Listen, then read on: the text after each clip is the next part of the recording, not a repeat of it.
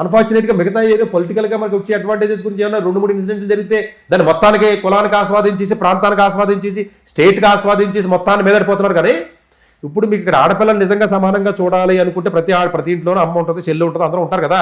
చేయాలి అనుకుంటే అందరికీ వాళ్ళ సమాన హక్కులు ఇవ్వాలి, ఆస్తిలో సమాన హక్కు ఇవ్వాలి. ఎందుకు ఇవ్వకూడదు అంటే మేము ఇస్తున్నాం కదా అంటున్నారు చాలామంది. వాళ్ళు చదువుకున్న వాళ్ళు ఎవడో నీలాంటోడు నాలాంటి వాళ్ళు అయితే పెద్ద పట్టించుకో, అమ్మాయి అయితే ఏముంది అబ్బాయి అయితే ఏముంది సమానం అని చెప్తున్నాం మనం.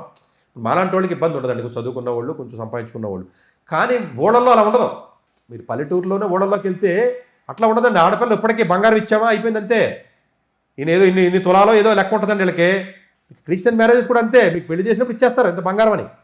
క్యాష్ కూడా మరి ఇస్తారు ఎవరో తెలియదు నాకు పూర్తిగా, కానీ ఇంత ఇస్తారు, ఇచ్చేసిన తర్వాత అంతే. ఇంకా సంబంధం లేదు నీకు నాకు అని చెప్తారు. ఇప్పుడు అమ్మాయికి నొప్పి వచ్చినా, బాధ వచ్చినా, ఇంకోటి వచ్చినా రానివ్వడం. ఇంట్లో ఉన్న అన్న తమ్ముడు ఆడికి లా ఎబడి అయింది అనుకోండి, ఈ తమ్ముడు అన్నయ్య కూడా అప్పుడు భయంకులదన్న ప్రేమిస్తారు కనీసం, పోనీ చెల్లో అక్కనో ఇదన్నా ఉంటుంది కదా. ఇది యాక్చువల్గా ఇంప్లిమెంటేషన్ రూట్ లెవెల్లో ఆలోచించినప్పుడు చేయాలి. మిగతా సిస్టమ్స్ని స్పాయిల్ చేయదు. పోనీ గవర్నమెంట్ నిజంగా చేయాలనుకుంటే సిస్టమేటిక్గా కూడా చేయొచ్చండి. ఇప్పుడు ఏదో కొన్ని చేసుకుంటూ వెళ్తుంది కదా, చేసుకోవచ్చు. ఇప్పుడు అదృష్టం కొలితే బీజేపీకి మెరిట్ అక్కడ మెజారిటీ ఉంది పార్లమెంట్లో. ఇది రైట్ టైం. ఇది బీజేపీ పాలిత రాష్ట్రాలు చాలా ఉన్నాయి.